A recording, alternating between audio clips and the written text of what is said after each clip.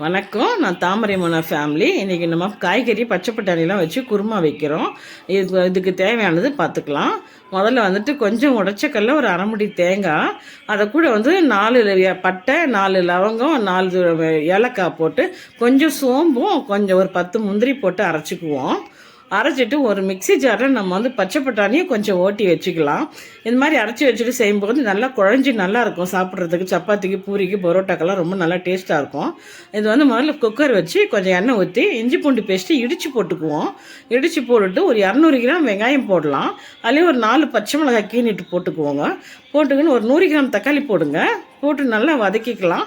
வதக்கிட்டு கொஞ்சம் 2 ஏலக்காய் போட்டு இலை போட்டுக்குங்க, பிரிஞ்சி இலை. அதுக்கு தேவையான உப்பு போட்டுக்குவோம். போட்டுட்டு 100 gram beans, 100 gram carrot, 100 gram உருளைக்கிழங்கு, பச்சை பட்டாணி நம்ம 1/2 கிலோ எடுத்துருக்கோம். அந்த 1/2 கிலோ பச்சை பட்டாணி நல்லா மிக்சி ஜாரில் போட்டு ஒரு ஓட்டி எடுத்து கொட்டிக்கலாம். போட்டு நல்லா அதையும் கொஞ்சம் வதக்கி விட்டுட்டு நம்ம அரைச்சி வச்சுருக்கிறதையும் அது கூட போட்டுக்கலாம். நம்ம 2 ஸ்பூன் மிளகாத்தூள் போட்டுக்கலாம். அது காரத்துக்கு ஏற்கனவே நம்ம பச்சை மிளகாய் போட்டுக்கிறதுனால 2 ஸ்பூன் மிளகாத்தூள் போதும். இதுக்கு கொஞ்சம் மஞ்சள் பொடி போடுவோம். போட்டு நம்ம அரைச்சி வச்சுக்கிறது எல்லாத்தையும் தூக்கி ஊற்றுவோம். ஊற்றி தேவையான அளவுக்கு தண்ணி ஊற்றலாம். தேவையான அளவுக்கு தண்ணி ஊற்றி ஒரு 3 விசில் வச்சு இறக்கிட்டோம்னா நல்லா கெட்டியாக குருமா நல்லா டேஸ்ட்டாக நல்லா ரெடி ஆகிடும். இது கொத்தமல்லி கருவேப்பிலை தூவி பரிமாறத்துக்கு நல்லா சுவையாக இருக்கும். எங்கள் வீடியோ பிடிச்சதுன்னா லைக் பண்ணுங்கள், ஷேர் பண்ணுங்கள், சப்ஸ்கிரைப் பண்ணுங்கள். தேங்க்யூ.